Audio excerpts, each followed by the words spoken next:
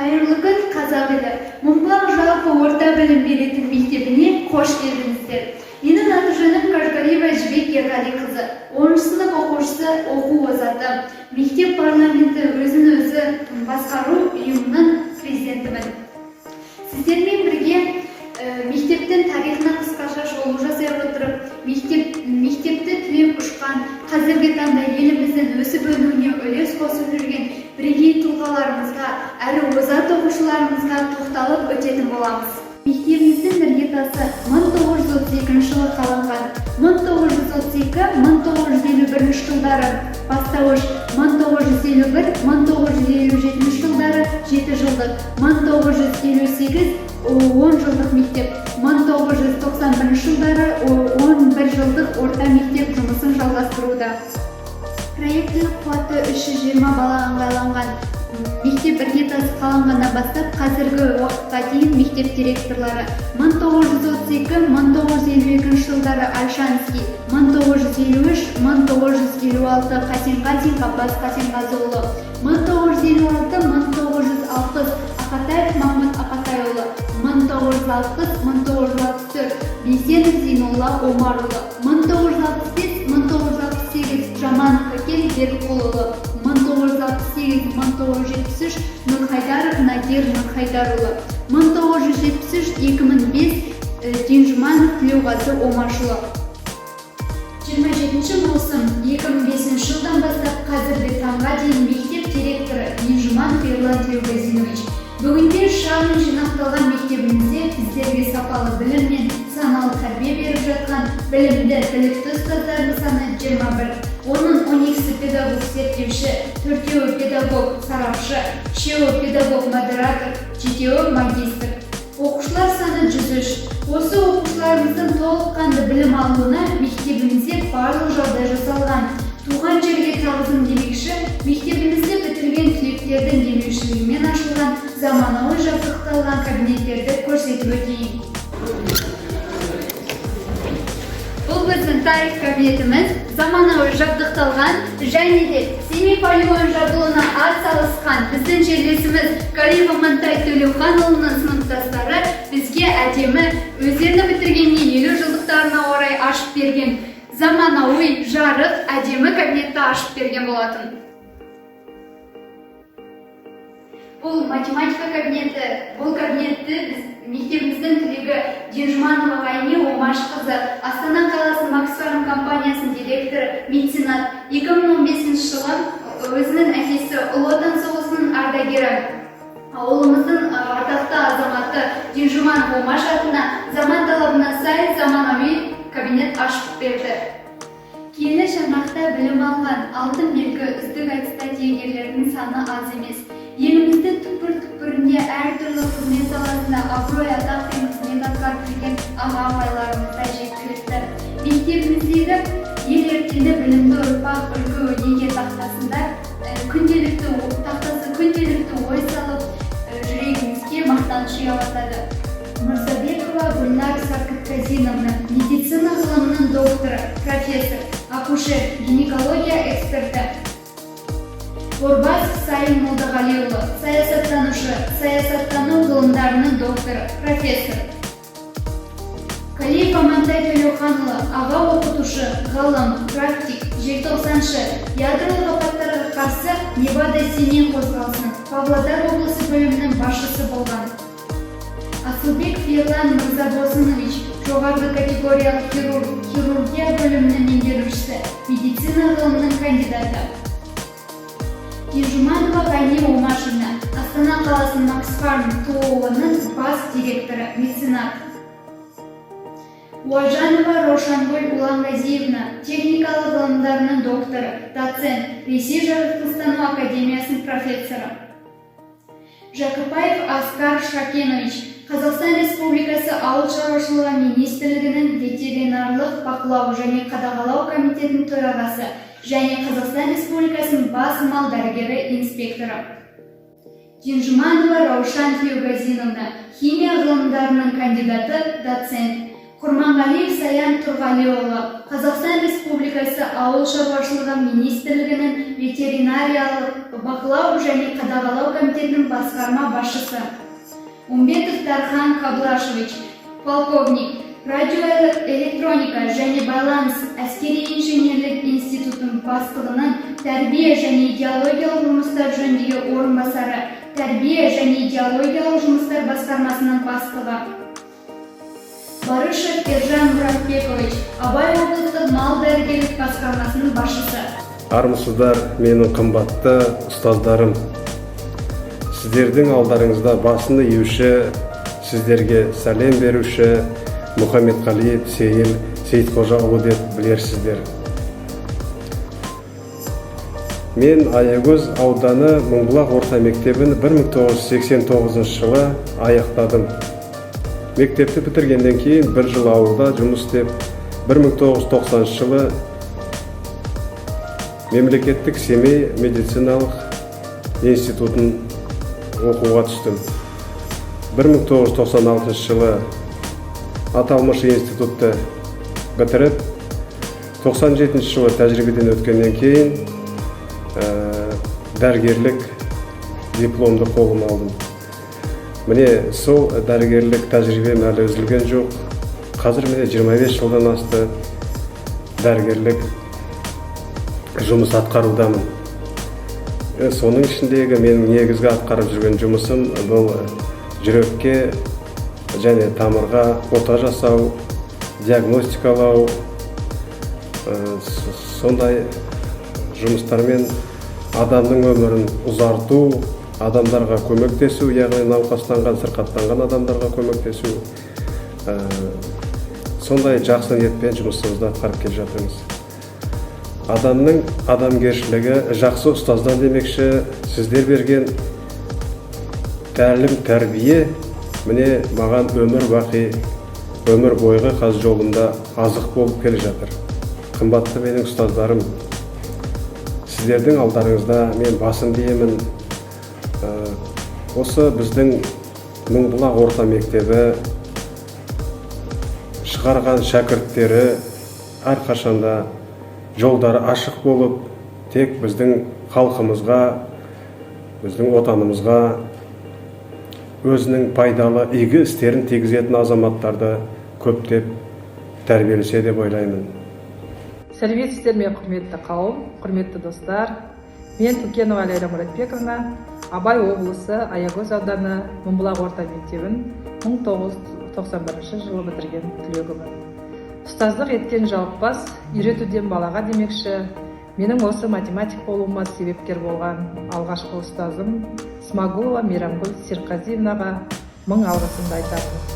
10 жасымнан бастап мені математикаға қабілетімді ашып, мектепте сабақта отырғанда мектептің тапсырмасын емес, мектептен тыс Москва, Новосибирск, Красноярскіда өтетін математикалық олимпиадалардың есептерін беріп, жекеше маған үйретіп, тәрбиелеген ұстазыма мыңда бір рахмет айтамын. 1991 жылы мектепті медальға бітіріп, Абай атындағы Қазақ ұлттық педагогикалық университетінің физика-математика факультетінің математика және информатика мамандығына оқуға түсіп, 1996 жылы қызыл дипломмен бітіріп, университет жолдамасы бойынша оқытудың жаңа ақпараттық технологиялар кафедрасына оқытушы болып қалдым. Содан бері міне университет қабырғасында биыл жұмыс істеп келе жатқаныма 26 жыл болды. 1999 жылы Әл-Фараби атындағы Қазақ ұлттық университетінің механика, математика факультетінің есептеу техникасы. Армысыздар, қадірлі қауым. Мен Оралбаева Қаламқас Бағдатқызы 1991 жылы Мыңбұлақ орта мектебін медальге бітірдім. Содан соң Шығыс Қазақстан мемлекеттік университеті мен Әл-Фараби атындағы Қазақ ұлттық университеттің химия факультетін қызыл дипломға бітіріп, ғылыми кандидаттық диссертациямды қорғадым. 40-тан астам мақалаларым Web of Science, Scopus, Chemical Abstract Service әлемдік базаларда цитировать ететін журналдардың бетінде жарияланған. Сонымен қатар 4 ғылыми оқулығын баспасөз бетінде жарық көрген. 2005 жылдан бері Қазтрансойл акционерлік қоғамының зерттеулер және әзірлемелер орталығы филиалының физика-химиялық зерттеулер зертханасының жетекшісімін. ұжымдастарыммен бірге магистралдық құбырлар мен мұнай тасымалдау саласында 250-ден астам ғылыми жаңалықтар ашып өндіріске енгіздік. Бұл ғылыми жаңалықтар еліміздің игілігі жолында сәтті жүзеге асырылып жатыр. Кәсіби біліктілігім үшін бірнеше мәрте Қазмұнайгаз, Қазтрансойл компанияларын мақтау қағаздарымен және энергетика министрінің медаліне марапатталдым. Осындай жетістіктерге жетіп өсіп өркендеуім Мыңбұлақ орта мектебінде сабақ берген ұстаздарымның еңбегінің жемісі. Білімнің күші құдіретті. Осы білімнің арқасында өмірден өз орнымызды таптық. Білім мен ғылым бар жерде үздіксіз даму процесі жүре береді.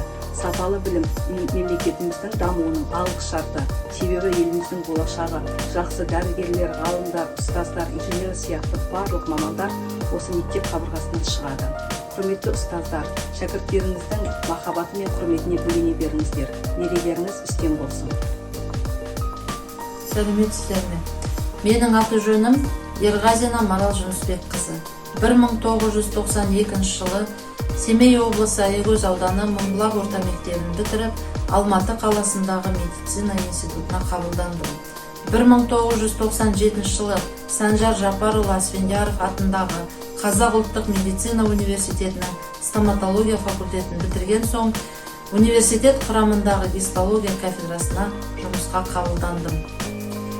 2005 жылы аспирантурамды аяқтап, медицина ғылымдарының кандидаты ғылыми дәрежесіне ие болдым. 2006 жылдан бастап кафедраның доценті, 2013 жылдан бері гистология кафедрасының меңгерушісі қызметін атқарып келемін. 60-тан астам ғылыми мақалалар, соның ішінде халықаралық деңгейдегі мақалалар, патенттер, предпатенттер жарияланды. Сонымен қатар гистология, цитология және эмбриология пәні бойынша оқу құралдары, оқу әдістемелік құралдар, 4 тілде түсіндірме сөздік, 3 тілде атлас жарық көрді. Медицина саласына білімді де білікті мамандар даярлау бұл біздің атқарып жүрген жұмысымыздың ең бастысы. Сонымен қатар медициналық терминдердің қазақ тілінде дұрыс айтылуы және дұрыс жазылуы жайлы көптеген еңбектер атқарылып жүр. Соған байланысты Қазақстан Республикасы Денсаулық сақтау министрлігінің құрамындағы терминологиялық комиссияның мүшесімін. Мектеп кеме, білім теңіз демекші, әрдайым ұшқан ұя мектебіміз жадымызда. Ұстаздардан алған терең білім қай салада жүрсек те бізге арқау, бізге еңбегімізді адал атқаруымызға негіз сүйеу болып табылады. Сондықтан, құрметті ұстаздарым, сіздерге деген менің алғысым шексіз. Сіздердің алдарыңызда басымды иемін.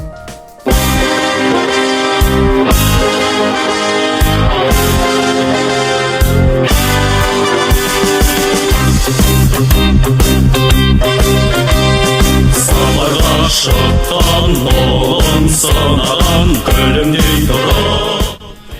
Саламатсыздар ма, құрметті отандастар? Сіздердің алдарыңызда полковник Барышы Бауыржан Мұратбекұлы, Шығыс Қазақстан облысы Аягөз ауданы Мыңбұлақ ауылының тумасы.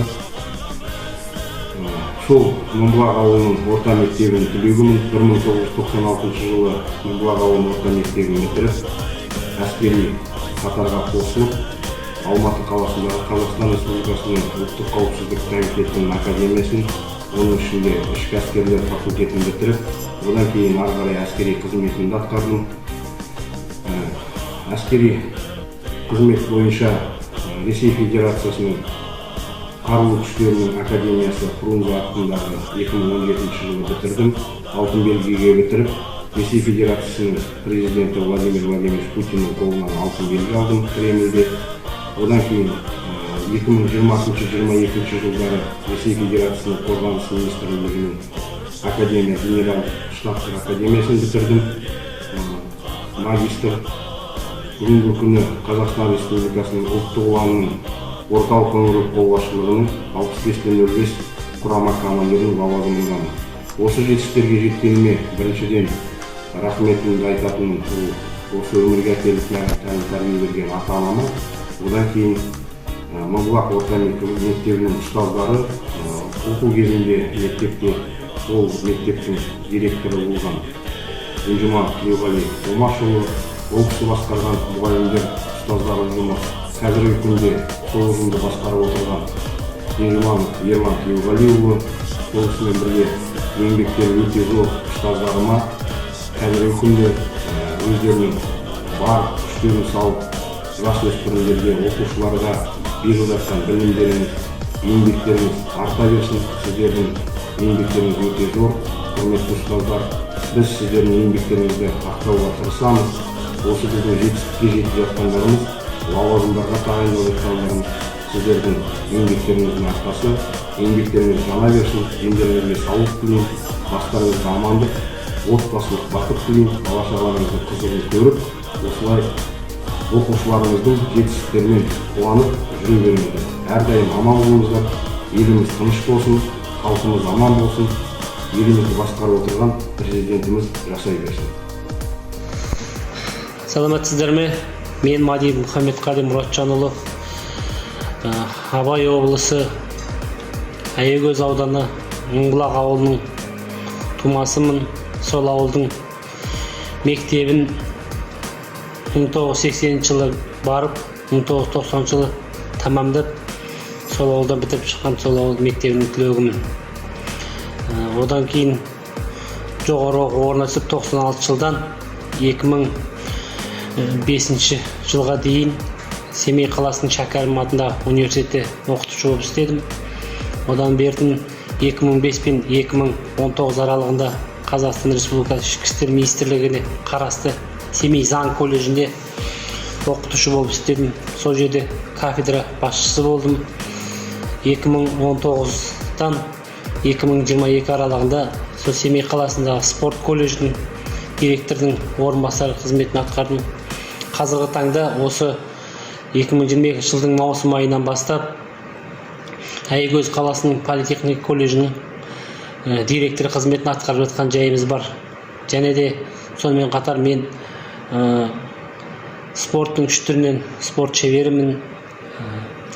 Енді самбо күресінен әлем чемпионатының күміс жүлдегерімін. Осы жетістіктерім барлығы алда қойған мақсатыма жетудің барлығына себепкер болып отырған осы ауылымдағы Мыңбұлақ ауылындағы ұстаздар қауымы, сол мектептегі берген ұстаздардың білімі, тәрбиесі, соның арқасында осындай жетістікке жеттім деп өзім ойлаймын, және сонымен мақтанамын. Біздің ауылдың мектебінің ұжымына мен творчестволық табыс тілеймін. Бұдан да жоғары биіктен көрінетін шәкірттер тәрбиелеңіздер. Сіздерге зор алғыс. Қандай да бір жетістікке жетсем, оның барлық сіздердің арқаларыңыз. Қазіргі уақытқа дейін береке бірлігі жарасқан үлкен бір ұжым. Енді бізге сабақ берген кейбір мұғалімдер қазір бұл өмірде жоқ. Ол кісілердің сол кездегі берген тәлім тәрбиесі, сабақ бересі барлығы біздің жадымызда мәңгі сақталады. Сондықтан сіздерге өзімнің туған ауылыма, мектебіме үлкен творчестволық табыстар тілеймін. Жетістікке жете беріңіз. Шәкірттеріңіз сіздерді тек қана жақсы жақтарына қуансын деймін. Сіздерге мың алғыс. Үлкен жақсылықпен, қуанышпен бір жақсы күндеріңіз көп болсын. Осы сіздерді қуантатын шәкірттеріңіз көп болсын. Сіздерге басымыз дейіп алғысымызды айтамыз. Біліммен қатар салауатты өмір салтын насихаттап жүрген спорт жұлдыздары. Ақшалов Мерей Төлегенович, бокстан әлем чемпионы, Қазақстан Республикасына еңбегі сіңген мастер, Азияның жоғарғы дәрежелі боксшысы.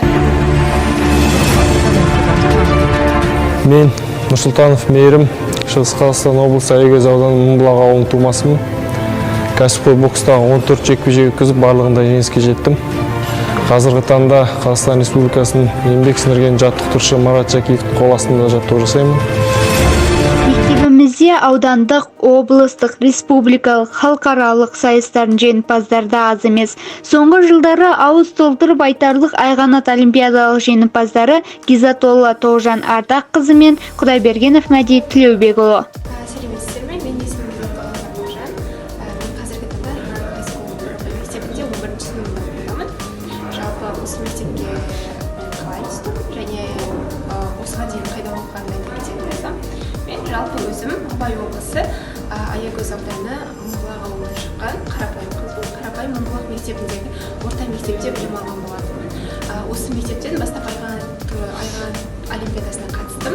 Бізде бірінші тур ол бізде мектепшілік тур болды, және осы мектепшілік турға бізде мен сынып жетекшім қатыстырған болатын. Сынып жетекшімнің арқасында мен осы олимпиада туралы біліп олимпиадаға қатыстым. Және де ары қарай мен екінші тур ол аудандық турға өттім, және ары қарай республикалық турға өттім. Республикалық турға мен тарих пәнінен өткен болатынмын. Және мен осы Мыңбұлақ мектебіндегі өзімнің сынып жетекшім және тарих пәні мұғалімінің арқасында өзім ары қарай осы олимпиадаға дайындала алдым деп айтсам болады. Және де мен үшінші тур, төртінші тур арқылы мен республикалық олимпиададан өтіп осы мектепке түстім. Және мен осы мектепке түсуімнің арқасы ең бірінші өзімнің осы ауылымдағы мұғалімдердің арқасы деп айта аламын. Өйткені біздің мұғалімдер маған барлық тәрбиені де жақсы білімді де бере алды. Әсіресе мен өзімнің сынып жетекшімді айта кететін болсам, ол кісі маған осы олимпиада туралы айтып көзімді ашқан болатын. Сол себепті мен осы мектепте оқып жатырмын деп айта аламын. Жалпы айта кететін болсам, осы өзімнің оқып шыққан Мыңбұлақ мектебінде оқығаныма мен өте қатты мақтанамын. Және де Мыңбұлақ жалпы білім беретін орта мектебінің мектеп ұжымына, барлық мұғалімдеріне және қызметкерлеріне осы 9 жыл бойғы берген білімі үшін өте қатты алғыс айтамын. Мен Құдайбергенов Мәди, 9-шы сынып оқушысы. Айғанат республикалық олимпиадасының 3 кезеңі жеңімпазы атанып, осы сертификатпен марапатталдым. Мектебіміздің мұғалімдері берген білімнің арқасында Айғанат мектебінің грантын жеңіп алдым. Осы жылдың 14-26 қараша аралығында Айғанат мектебінде Foundation бағдарламасы арқылы оқып келдім. Мен үздік аттестат үміткері. Келесі жылы 10-11 сыныпта Айғанат мектебінде жалғастыратын боламын. Киелі мектебім жас дарындарды баптаған, талайдың талантын ашқан қасиетті білім ордасы.